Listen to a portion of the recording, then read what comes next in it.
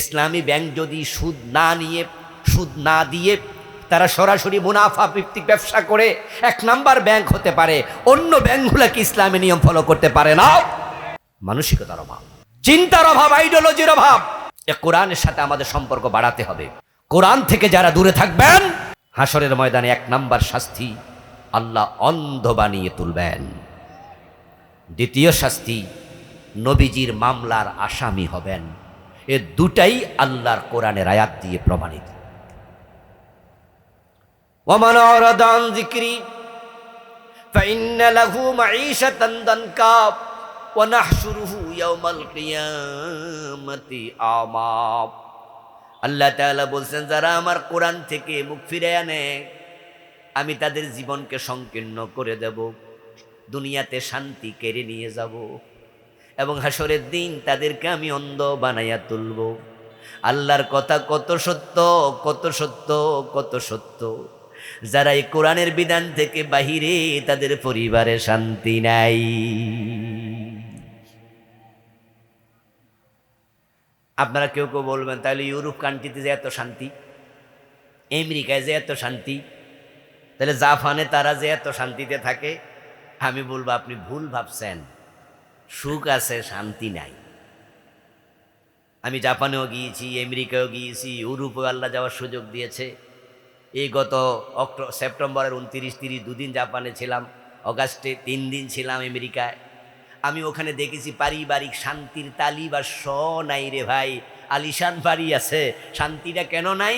18 বছর বয়স হলে সন্তান আর কথা শোনে না, যে যার মতো করে চলে যায়। সন্তান আয় নেই, একটা নেই, 2টা, এর বেশি নিতে চায় না।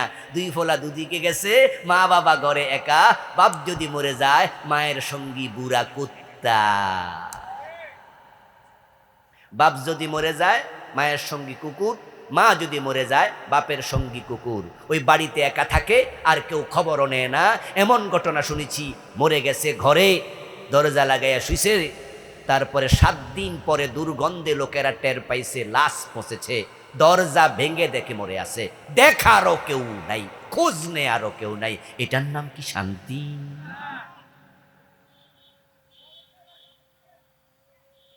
দোস্ত, সামাজিক বিপর্যয় কাকে বলে? বিয়েটা পর্যন্ত করে না, ওরা বিয়ে করে না, এত দুনিয়ামুখী হয়েছে। জাপানে 2 দিনের সফরে অনেক অভিজ্ঞতা নিলাম। এই জন্য ঘুরলে পৃথিবী বুঝবা। আর যখন আমরা কম্পেয়ার করি ইসলামের শান্তি আর তাদের শান্তির সাথে, তখন আরো বেশি আলহামদুলিল্লাহ পড়তে মন চায়। ওই দেশে মানুষেরা পারিবারিক জীবনই নাই, অনেকে বিয়ে করে না। বিয়ে নাকি ঝামেলা, বাচ্চা কাচ্চা নাকি আরো ঝামেলা। এই জন্য স্বাধীন থাকতে চায়। তাহলে আবার বিয়ে না করলে যৌবনকালে যৌবন কই যে জেনা বেবিচার তো ফ্রি, লিভ টুগেদার করে, এক ছাদের নিচে থাকে, বিয়ে করে না, যে যার মতো করে চলতেছে। কেউ একটা মেয়ে 3টা বেড়ার লগে থাকে, কই যে ব্যাপার না, ওর মতো চলুক না। মানে ওদের যে জীবন, এটার জীবনই বলা যায় না। কোটি কোটি টাকা আছে, শান্তির কিচ্ছু নাই। আমার আত্মীয় স্বজনদের মাঝেও আছে, একজন তার 2 বাচ্চাকে এখন হেফজখানায় পড়াচ্ছে। আগের গুলাকে পড়ায়নি, বাংলাদেশে থাকতেও পড়ায় নাই, এখন সেখানে সেটেল। তা আমারে বলে, ভাই কোরআন শরীফ পড়াই হাফেজ বানামু, কারণ এইখানের পরিবেশ এত খারাপ, যদি ওদের কিছু ছোঁয়া পড়ে তাহলে আমরা কোটি টাকার মালিক হয়ে কি লাভ? শান্তি তো। আমার প্রিয় ভাই, ইসলামে আছে শান্তি। হযরত ওমরের যোগ দেখলে আপনি বুঝেন, আমরা বুঝি। আমার রাসূল যে যুগে এসেছিলেন, নামে ছিল আইয়ামে জাহিলিয়া, কিন্তু ইসলাম আসার পর জাহিলিয়া এমন ভাবে দূর হলো, এখন তার নাম হয়ে গেল খায়রুল কুরুন, পৃথিবীর সেরা যুগ। সে যুগ আমরা দেখতে চাই, আবার ফিরিয়ে পেতে চাই সে সুশাসন। তাহলে আসতে হবে সকলে মিলে আল্লাহর কোরআনের দিকে। আমরা একটা সিদ্ধান্তে যদি উপনীত হতে পারি, দেশটা আমাদেরই, এটা আল্লাহর বড় দান বাংলাদেশ। আপনি লক্ষ্য করবেন, 3 দিকে ইন্ডিয়ার স্থলভূমি, একদিকে তাদের জলভূমি, আমরা কিন্তু মাঝখানে, ইন্ডিয়ার পেটের ভিতরে। তবে আমাদের জনসংখ্যা এত বেশি, আল্লাহর শুকরিয়া যে আমাদের 20 কোটি জনসংখ্যা, তার মাঝে 18 কোটি মুসলমান। এটা আমাদের বড় অ্যাসেট। এই জনসংখ্যার ভয়ে ইন্ডিয়া আমাদের দিকে চোখ তুলে তাকাবে না। অনেকে আমরা মাঝে মাঝে ভাবি তো ইন্ডিয়ানই আমাদের দেশটা কাইরা নিয়ে যায়, কিন্তু সাইকোলজিক্যালি আমি ভাবি মাগ না দিলেও নিব না। কারণ মাত্র কাশ্মীরে মুসলমান আছে কয় লাখ? সে 47-এর পর থেকে আজ পর্যন্ত এই কাশ্মীরের কয়েক লাখ মুসলমানকে নিয়ন্ত্রণ করতে পারে না, আর আমরা তো 18 কোটি। কয় কি রে? আমরা 18 কোটি মুসলমান, আমরা 18 কোটি মুজাহিদ। ওরা আমাদেরকে ডমিনেট করবে, তারা আমাদেরকে শাসন করবে, চাপিয়ে দেবে, তাদের বাজার বানাবে, মাল পাঠাবে, কিন্তু আমাদেরকে নেবে না ভয়ে। এত জনসংখ্যা কুলাতে পারবে না। তো এটা আমাদের জন্য অ্যাডভান্টেজ যে আমরা ভালো আছি, আমরা আলাদা রাষ্ট্র। তো যেহেতু আমরা 92% মুসলমান, তাহলে এবার বলুন তো, আমরা যেহেতু স্বাধীন আছি, আলাদা আছি, আমরা চাইলে কি ডক্টর কামাল মিয়ার সংবিধান সরাইয়া আল্লাহর কোরআনকে সংবিধান বানাতে পারি না? দল যেই আসুক কোরআনের আইনগুলো ঢুকিয়ে দাও। বেশি কিছু না, অল্প কয়টা আইন মাত্র। আমাদের দেশে আইন আছে, চোর ধরে জেলে দাও। আমরা বলবো না, এই আইনটা পচা, বস্তা পচা আইন। কারণ চোরেরে জেলে দিলে 6 মাস পরে চোর হইয়া বাইর না, ডাকাইতিয়া ঢুকছিল কি বাইর হবো কি? তো জেলে দিয়ে লাভ কি হলো? বরং তার পিছনে আমাদের ইনভেস্ট হয় অনেক টাকা। জেলে যে চোর থাকলো 6 মাস, বেটা কি থাকার ভাড়া দিছে? কন্যা রুমের ভাড়া দিছে, খাইছে যে 3 বেলার ভাতের টাকা দিছে, তো বিদ্যুৎ বিল দিছে, তো টাকা সরকার পাইল কই? এগুলো তো আমাদের ভ্যাট, আমাদের ট্যাক্স নাকি? জানেন তো? জানেন তো সরকারের আলাদা কোনো টাকা নাই। সরকার চাইলে টাকা বানাতে পারে না, টাকা বানানোর সিস্টেম আছে। যদি বাংলাদেশ সরকার চাইলে শুধু টাকা বানাইলে তো পারতো, তাহলে তো বাংলাদেশ সরকার কাগজ তো আছে, কাগজে শুধু টাকাই বানাতে সারাদিন। সিস্টেমের বাহির দেশ চলে না। আন্তর্জাতিক সিস্টেম বিশ্ব ব্যাংকে ফলো করতে হয়। বাংলাদেশ ব্যাংকের সাথে বিশ্ব ব্যাংকের লিয়াজু। আন্তর্জাতিক পৃথিবীর বাহিরে আপনি যেতে পারবেন না। সরকার চাইলে টাকা বানাতে পারবে না, আমাদের টাকা দিয়ে সরকার চলে। যখন আপনি 100 টাকা মোবাইলে আপনি লোড করেন, সাথে সাথে 15 টাকা কেটে নেয়, এটার নাম ভ্যাট। যখন আপনি আবার 5 লাখ টাকা ইনকাম করেন, সেখান থেকে 15%, 15% কেটে নেবে, এটা হলো ট্যাক্স। ট্যাক্স না দিলে আপনারে পুলিশ ধরবেন, বিয়ার খোঁজ করবে। তাহলে ওখানে 15, এখানে 15, কত হলো? 30। তাহলে 100 টাকা সরকার কত পাইয়া গেল? অথচ 100 আমি কামাইছি, সরকার 30 টাকা নিছে। ঠিক আছে, এটা রাষ্ট্র চালাবে। কিন্তু আমরা কি চোরের খাওয়াইতে টাকা দেবো? এটা কি লজিক্যালি হয়? যৌক্তিকভাবে এটা হতে পারে? তো তুমি তার 6 মাস কেন খাওয়াইবা? এরপরে যদি 6 মাসে এই জেলখানা থাইকা মোটামুটি মোত্তাকি হয়ে বাইরে, তো তাও কেতাম যাক, কমপক্ষে সৎকায় জারিয়ে হয়েছে। কিন্তু হেতে তো ঢুকছে চোর, বাইরে হবো ডাকাত, তো আরো ক্ষতি না হইল। কিন্তু ইসলাম দেখেন কত সুন্দর। এই যে ডক্টর কামাল মিয়ার আইনটা বাদ দিয়া হাত কাটার আইন ঢুকাইয়া দেন। ইসলাম শর্ত সাপেক্ষে চোরের হাত কাটবে, গরিবের হাত কাটবে না। গরিব চোরেরা ভয় পায়েন না। আপনাদের দারিদ্রতা ইসলাম আগে দূর করবে, জাকাত চালু করবে। হযরত ওমর কি আটার বস্তা কাঁধে লইয়া গরিবের বাড়িতে যায় নাই? তখন তিনি অর্ধ দুনিয়া সম্রাট ছিলেন। তো খাজমিনাক নিয়াহিম ফাতুরাদ্দু ইলা ফুকারাইহিম। ইসলাম খুবই সুন্দর, সর্বাঙ্গ সুন্দর, আসলেই সুন্দর। যখন আমরা জাকাত চালু করে দেব, তখন গরিবের হাতে টাকা পৌঁছে যাবে, গরিব আর চুরি করবে না। 10 দিরহামের নিচে চুরি করলে হাত কাটার বিধান ইসলামে নাই। যেই মাল অরক্ষিত রাস্তায় পড়ে আছে, ওইটা চুরি করলে হাত কাটার বিধান নাই। মালিককে বলা হবে, তোমার জিনিস তুমি নিজে সংরক্ষণ কেন করলা না? চুরি তো হবেই। ইসলামী ক্রাইটেরিয়া আছে, এগুলো ফলো করে তারপরে হাত কাটা হবে। হাত কাটবে কার জানেন? যে অভাবে চুরি করেছে তার নয়, যে চুরি করে স্বভাবে। আমাদের দেশের বড় বড় নেতারা কি অভাবে চুরি করে না স্বভাবে? ওদের দেশ হাত থেকে দেশ বাঁচাইতে হলে হাত কাটার আইন দরকার আছে না নাই? আমাদের দেশটা আসলে সোনার বাংলা, এটা আল্লাহর বিশেষ দান। আর এই দেশের প্রতি আল্লাহর রহমতেরও অভাব নাই। আমি দেখছি যে কত রহমত, তার মাঝে সবচেয়ে বড় রহমত তো আমরা জুলাইয়ের 5 তারিখ পাইলাম। যেইভাবে ইন্ডিয়ার কবজায় বাংলাদেশ পড়ে গেছিল, ঠিক না? মানে ইন্ডিয়ার সাথে বাংলাদেশের সম্পর্ক হয়ে গেছিল স্বামী স্ত্রীর সম্পর্ক। আমি কইছি না নেতা কইছে? তাইলে আমরা স্বামী হইছি না বউ হইছিলাম? বউ যে হয়েছি এটা তো ফলাইয়া আমরা বুঝাইছিও। এর আগে কেডা বউ কেডা স্বামী এটা কিন্তু বুঝি নাই, শুধু শুনছি আমাদের সাথে নাকি ইন্ডিয়ার বিয়ে হয়ে গেছে। স্বামী স্ত্রীর সম্পর্ক আমাদের একজন মন্ত্রী বলতেছে। যেইভাবে ইন্ডিয়ার ঘরে আমরা ঢুকে গেছিলাম, মনে মনে তো ভেবেছিলাম এই দেশ মনে আর স্বাধীন হবে না, আর যেই বেড়ি ক্ষমতায় বসে মরার আগে মনে নড়াচড়াও আর করা যাবে না, সব ওরাই নিল। কিন্তু আল্লাহর রহমত দেখেন, যার কেউ নাই তার থাকে কে? আল্লাহ।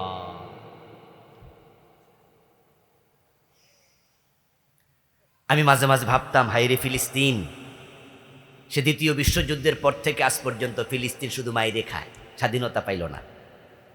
আমি ভাবতাম মিশর, সে কামাল আর জামাল নাসের থেকে শুরু করে আজকের দিন পর্যন্ত, সিসি পর্যন্ত, ইখওয়ানের লোকেরা শুধু মাইর খায়, মুসলমানরা শুধু মাইর খায়। 47-এর পর থেকে আজ পর্যন্ত কাশ্মীর শুধু মাইর খায়। বাংলাদেশে আর কয়দিন যে মাইর খাওয়া লাগে, দেখলাম বেশি দিন লাগলো না, আল্লাহ আমাদের বাঁচাইয়া দিল। এতে বোঝা যায় এ দেশের প্রতি আল্লাহর বিশেষ রহমত আছে।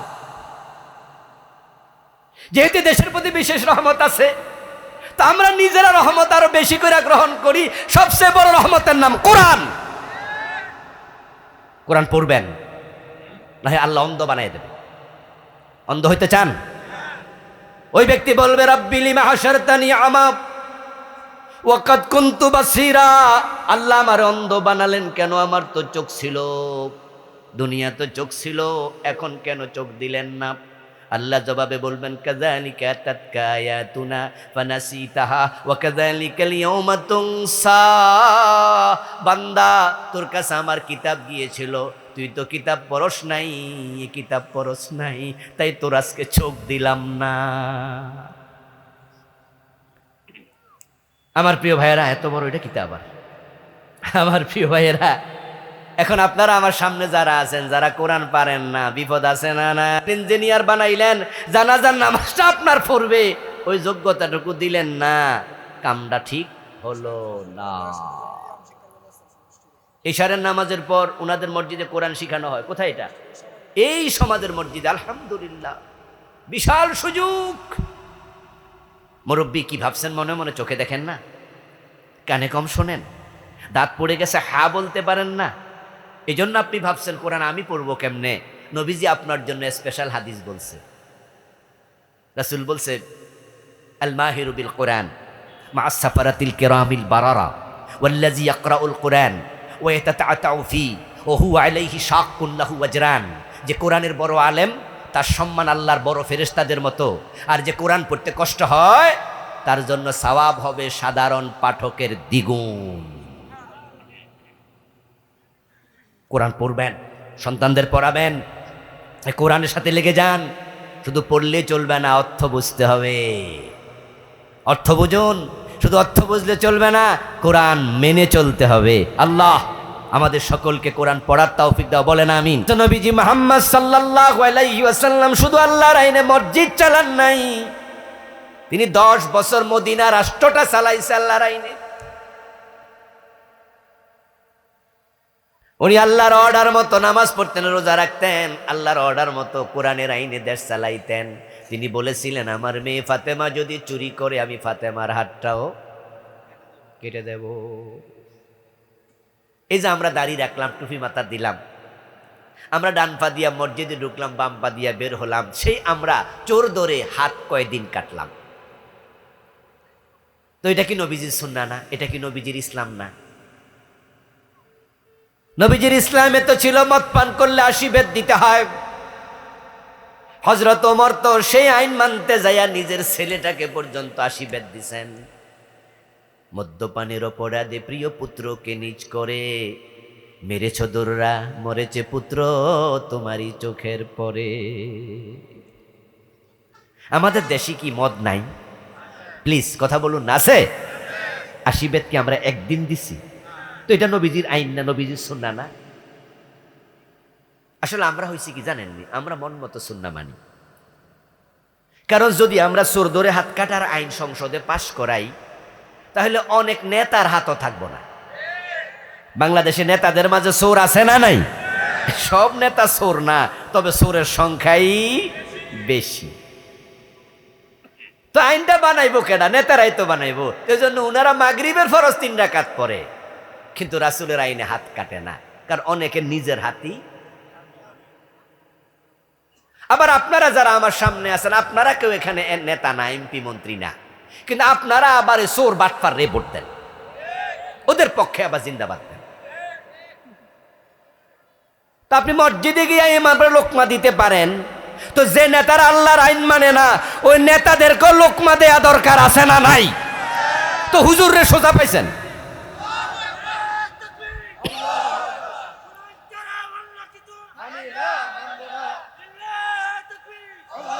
আমার দোস্ত, যে মদ আজকে বাংলাদেশে যুব সমাজকে একবারে শেষ করে দিছে, যন্ত্রণা আপনি বুঝবেন না, আমি বুঝবো না। কি যে ব্যথা বিষে, কবু আসে বিষে ধ্বংসে নিজারে।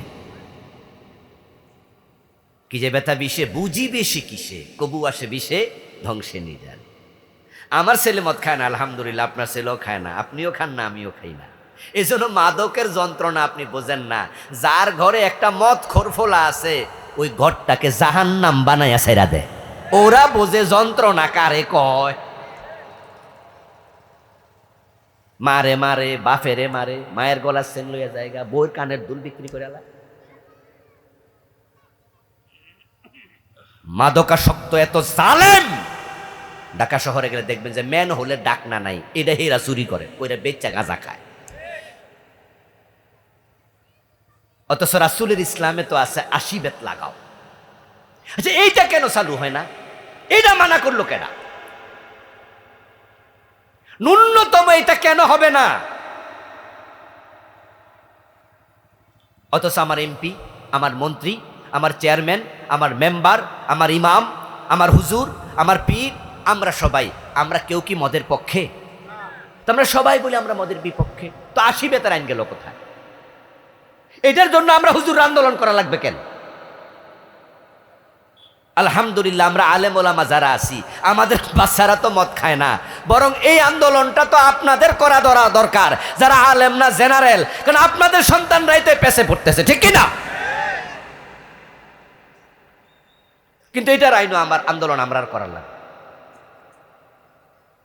দোস্ত, মদ বন্ধ করা এটা কোনো ব্যাপার?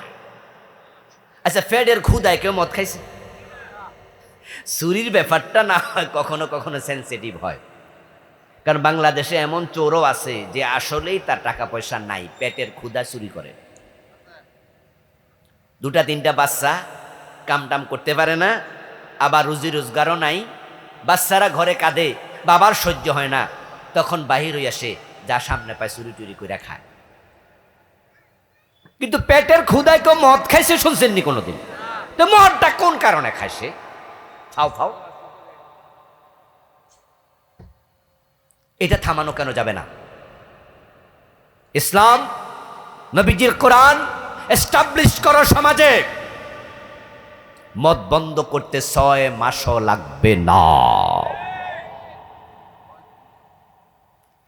কারণ বাংলাদেশের 56,000 বর্গ মাইল, এই সীমানায় কোনো মদের বোতল তৈরি হয় না, মদের ফ্যাক্টরি নাই। এটা আমাদের জন্য অ্যাডভান্টেজ, এটা আমাদের এক্সট্রা পাওনা। যত ফ্যান্সি ডিল সব ইন্ডিয়া থেকে আসে, যত ইয়াবা সব মায়ানমার থেকে আসে, যত হেরোইন সব বিদেশ থেকে আসে। তো বর্ডার ক্লোজ করে দাও, বাংলাদেশে মাদক ঢুকতে দিও না। বিজিবিকে বলে দাও 1 বোতল মদ আর ঢুকবে না। এয়ারফোর্সকে বলে দাও বিমানে করে মদ আসবে না। নেভিকে বলে দাও কোনো জাহাজে মদ ঢুকবে না। তাহলে বাংলাদেশ তো মদ খাবে কেমনে? মদ তো পাবেই না। আর যারা এরপরও চুরি টুরি কইরা ঢুকাবে, 80 বেতের আইন চালু করা হবে, পিঠের চামড়া থাকবে না। নবীজির ইসলাম বড় সুন্দর। আল্লাহ তাআলা নবীজি মুহাম্মদ সাল্লাল্লাহু আলাইহি সাল্লামকে কেন পাঠালেন 3টা সূরাতে বললেন, হুয়াল্লাযী আরসালা রাসূলাহু বিল হুদা ওয়া দীনিল হক লিইয়ুযহিরাহু আলাদ দীনি কুল্লিহি ওয়াকাফা বিল্লাহি শাহীদা ওয়ালাউ কারিহাল মুশরিকুন। তিনি আল্লাহ, যিনি তার রাসূলকে দুনিয়ায় পাঠিয়েছেন উদ্দেশ্য একটা, তিনি যেন সমাজে কোরআনের বিজয় করেন। লিইয়ুযহিরাহু আলাদ দীনি কুল্লি, তিনি যেন সমাজে যত আইন আছে, মতবাদ আছে, যত আদিয়ানে বাতেলা আছে, সবগুলোর উপরে ইসলামকে বিজয়ী করে, কোরআনকে বিজয়ী করে। এই হলো নবীর জীবনের লক্ষ্য। এবার বলুন তো, নবী যদি আমাদের আদর্শ হয়, দিন বিজয়কে আমাদের জীবনের লক্ষ্য বানানোর দরকার আছে না? না, শোনেন, আল্লাহ কিন্তু জোর করে না। আমার এই স্পষ্ট ওয়াজ শোনার পরেও আপনি যদি দিন বিজয়ের জন্য কাজ না করেন, আল্লাহ আপনারা জোর কইরা করাবে না, এটা আল্লাহর নিয়মে নাই। যদি কেউ কাফেরও হয়, আল্লাহ জোর কইরা কালেমা পড়ায় না। আল্লাহর বক্তব্য স্পষ্ট, ফামান শাআ ফালিয়ুমিন ওয়া মান শাআ ফালিয়াকফুর। ও প্রিয় নবী, আপনি কোরআনের কথা শুধু বলেন, ইসলামের কথা শুধু বলেন, কে মানলো কে মানলো না জোর করেন না। যার মনে চায় ঈমান আনুক, যার মনে চায় কাফের হোক, এটা আমি আল্লাহর কিছু আসে যায় না। ঈমান আনলে তার লাভ, না আনলে আল্লাহর লস, ঠিক না? কার লস? তারই লস। দিন বিজয়ের জন্য রাসূল এসেছিলেন, আল্লাহর জন্য নবীকে পাঠাইছে। এবার বলুন তো, নবীজি যখন ইন্তেকাল করে তখন কি দিনের বিজয় হয় নাই? আল্লাহর হাবিবের ইন্তেকালের সময় আল্লাহর কোরআনের একটা বিধান ছিল না যেটা সমাজে প্রয়োগ হয় নাই। এজন্যই তো ইসলামের বিজয় হওয়াতে, ইসলামের সৌন্দর্য দেখে পৃথিবীর বিভিন্ন দেশ থেকে মদিনা নামক ইসলামী রাষ্ট্রে বিভিন্ন প্রতিনিধি দল আসতো, এসে তারা খবর নিত হযরত ওমরকে খুঁজতেছে মদিনায় এসে, তোমাদের রাষ্ট্রপ্রধান কোথায়, আমরা সাক্ষাৎ করতে এসেছি অমক দল, অমক দেশ থেকে, অমক প্রেসিডেন্টের প্রতিনিধি দল। লোকজন শুনে বলল যে ওই গাছতলায় দেখছিলাম কিছুক্ষণ আগে শুয়ে আছে, ওখানে আছে কিনা দেখেন তো। তারা অবাক হয়ে বলল, বলে কি, অর্ধ দুনিয়ার সম্রাট ওমরের নাম শুনলে তো আমরা ঠান্ডা পানি খাই, ও গাছতলায় শুয়ে আছে? বলে হ্যাঁ। ঠাট্টা করছো? কিসের ঠাট্টা? আমাদের প্রেসিডেন্ট, উনি গাছতলায় অ্যাভেলেবেল ঘুমায়। প্রতিনিধি দল যাইয়া দেখে ঠিকই হযরত ওমর গাছতলায় ঘুমায় রয়েছে, বিছনা চাদরও নাই, বালিশও নাই, মাটির মাঝে শুয়ে রয়েছে। কোনো বডিগার্ড নাই, বডিগার্ডের প্রয়োজনও নাই। এমন শান্তি মানুষ দেখেছে যেটা কল্পনা করেনি কোনোদিন। সমৃদ্ধি এমন ভাবে এসেছে, হযরত ওমর অর্ধ দুনিয়ার সম্রাট, উনি মদিনা থেকে জেরুজালেম চলে গেছে 1000 মাইলের কম বেশি রাস্তা, সাথে শুধু ওটের রশি টানার জন্য একজন চাকর, সাথে আর কোনো অতিরিক্ত বডিগার্ড নাই। মানুষ চুরি করতো না, ডাকাতি করতো না, রাহাজানি করতো না, চিন্তাই করতো না, কেউ কারো হক মেরে খাইতো না, বরং নিজেরটা মানুষকে খাইতে দিত। যখন ইসলাম প্রতিষ্ঠিত হলো, বিজয় হলো, অবস্থা এত ভালো হয়ে গেল, হযরত ওমরের জামানায় ইতিহাসে লেখা আছে, আমরা শুনেছি, পড়েছি, জাকাত বিভাগের কর্মচারী জাকাতের টাকা কাঁধে নিয়ে ঘুরে, জাকাত খাওয়ার লোক নাই। ইসলাম সে তো পরশ মানিক, তারে কে পেয়েছে খুঁজি, পরশে তাহার সোনা হলো যারা, তাদেরই মোরা বুঝি। এখন আমাদের সমস্যা হলো, আমরা বুঝি যে ইসলাম সুন্দর, ইসলাম দরকার, তবে আমরা যখন দেখি যে না না এটা মানতে গেলে তো এই সমস্যা ওই সমস্যা, তখন আমরা মসজিদে ইসলাম মানি, সমাজে আর ইসলাম মানি না। মুসলিম প্রিয় ভাই আমার, কান খুলে শোনো, যখন তুমি তোমার মতো করে ইসলাম মানবে, জুমায় আছে ওয়াক্তিয়া নামাজে নাই, জোহরে আছে আসরে নাই, মাগরিবে আছে ফজরে নাই, এমন কিছু লোক আছে না রমজানে 30 রোজার মাঝে 10টা রাখে, 12টা রাখে, বাকিগুলা আর রাখে না। তাহলে সে কি আল্লাহর গোলামি করছে না নফসের গোলামি? মন চাইছে জুমার দিন গেছে, মন চাইছে জোহরে গেছে না, মন চাইছে রোজা আজকে রাখছে, মন চাইছে কালকে আবার রাখে নাই। আর কেউ যখন সে নিজের নফসের গোলামি করে, তার জন্য জান্নাত নাই। জান্নাত দেওয়ার আগে আল্লাহ বলবে ফাদখুলি ফি ইবাদি, এরপরে কি ওয়াদখুলি। আল্লাহ আগে বলবে আমার গোলামের কাতারে দাঁড়াও। ইসলাম ভালো লাগলেও মানা লাগবে, ভালো না লাগলেও মানা লাগবে। এই যে শীতকাল আসতেছে, ফজরের টাইমে প্রচন্ড শীতের মাঝে ঘুম থেকে উঠে ফজরের নামাজ পড়া, ঠান্ডা পানি দিয়ে ওযু করে, এটা আপনার নফস সাপোর্ট করবে না। নফস বলবে কম্বল কত মজা, ঠিক না? কিন্তু আল্লাহ বলতেছে ওঠ নামাজ পড়, যা, সূর্য ওঠার আগে পড়বি বেটা, তুই আমার গোলাম। তা আপনার মজা লাগে না, তারপরে তো নামাজটা পড়া লাগে, ঠিক কি না? চৈত্র মাসে রোজা রাখা কি একটু কষ্ট না? বিশেষ করে যারা রিক্সা চালায় রোজা রাখে, ও বেটারা বোঝে রোজা কারে কয়। রিক্সা চালায়ও রোজা রাখে, এমন 2-4 জন রোজাওয়ালা আছে না? আমরা এমন কৃষকও দেখেছি ক্ষেতের আইলে গামছা বিছায়া নামাজ পড়ে। আবার এমন মুসলমানও দেখেছি এসি রুমে থাইকাও রোজা রাখে না, আলিশান অফিসে বাড়িতে থাকে, সেখানেও নামাজ পড়ে না। আপনি যখন আপনার মনের গোলাম হয়ে যাবেন, আল্লাহর গোলামের কাতারে হাসরের ময়দানে ঢুকতে পারবেন না। আর তার বিপরীতে ওয়া আম্মা মান খাফা মাকাম রাব্বিহি ওয়া নাহান নাফসা আনিল হাওয়া ফাইন্নাল জান্নাতা হিয়াল মাওয়া। আল্লাহ বলেন যারা আল্লাহর গোলামি করবে, আল্লাহকে ভয় করবে, নফস যাহা বলে তা শুনবে না, আল্লাহ যা বলে তা শুনবে, ফাইন্নাল জান্নাতা হিয়াল মাওয়া, আমি তার জন্যই জান্নাত বানাইছি। আপনি জান্নাতে যেতে চান, হিন্দুও যাইতে চান, তবে হিন্দু রাসূলকে মানে না, আর আপনিও সুবিধাবাদী, অসুবিধা হইলে মানেন না, তো এর মাঝে আর আপনার মাঝে ব্যবধান কোথায়? নবীজি এসেছিলেন দ্বীনের বিজয়ের জন্য, এবং তিনি বলেছেন আল ইসলাম ইয়াদু ওয়া লা ইউলা আলাইহি, ইসলাম বিজয়ী হতে এসেছে, ইসলাম পরাজিত হতে আসে নাই। নবীজি বলছে ইসলাম বিজয়ী হতে এসেছে, পরাজিত হতে আসে নাই। 54 বছরের বাংলাদেশ ইসলাম বিজয়ী হয়েছে কয়দিনে? কয়দিন ইসলাম বিজয়ী হয়েছে? কয়দিন ইসলাম দিয়ে আমরা চলেছি? তো নবীজিরা বলছে ইসলাম বিজয়ী হতে আসছে, উনি না বিজয়ী অবস্থায় রেখে গেছেন। তা আপনার আমার দায়িত্বটা কি? নামাজ নিজে পড়লে চলবে না, সন্তানকে পড়াতে হবে। ইসলাম একা মানলে চলবে না, সমাজকে মানতে বলা হবে, বাধ্য করা হবে। কিছু কিছু বিধান আছে যে বিধান নিজেও মানতে হয়, সমাজকে মানতে বাধ্য করা হয়।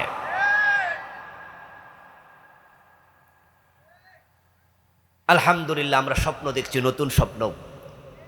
আমরা আশা করছি আগামীতে বাংলাদেশে ইসলাম বিজয় হবে ইনশাআল্লাহ।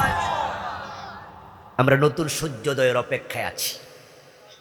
আমরা আশা করছি এদেশের মুসলমানরা ইসলামের পক্ষে অলরেডি চলে এসেছে, কোরআনের পক্ষে চলে আসছে। কোন দল পাশ করবে সেটা ইম্পর্টেন্ট নয়, আমাদের দাবি একটাই হবে, যারাই বাংলাদেশে ক্ষমতায় থাকবে আল্লাহর কোরআন দিয়ে দেশ চালাতে হবে। আমার প্রিয় ভাই, কোরআন কি কোনো দলের কিতাব? কোরআন আমাদের সবার, কোরআন আমাদের সবার। কোরআন দিয়ে দেশ চললে যে কি শান্তি পাবেন। আরে গোলাপ ফুল তখনই সুন্দর যখন সে প্রস্ফুটিত হয়। কলির ভিতরে থাকলে গোলাপের পাপড়ির সৌন্দর্য বোঝা যায় না। ফুটন্ত গোলাপ নাকের কাছে নিলে মৌ মৌ গন্ধে অন্তর জুড়ায়, চোখের সামনে ধরলে তার সৌন্দর্যে নয়ন জুড়ায়। এটা চাপ দিলে আতর বের হয়, কাপড় দিলে কাপড়ে সুঘ্রাণ পাওয়া যায়। কিন্তু গোলাপ যদি না ফোটে, এটা কলির ভিতরে থাকে, গন্ধও নাই, আতরও নাই, দেখতেও মজা নাই। কোরআনকে মসজিদ থেকে পাঠিয়ে দাও আইনের ঘরে, আইন হয়ে কোরআন সমাজে আসবে, ইসলামের সৌন্দর্যে তোমরা বিমোহিত হয়ে যাবে। জাকাত আসবে, জাকাত, খেয়ানত আর থাকবে না।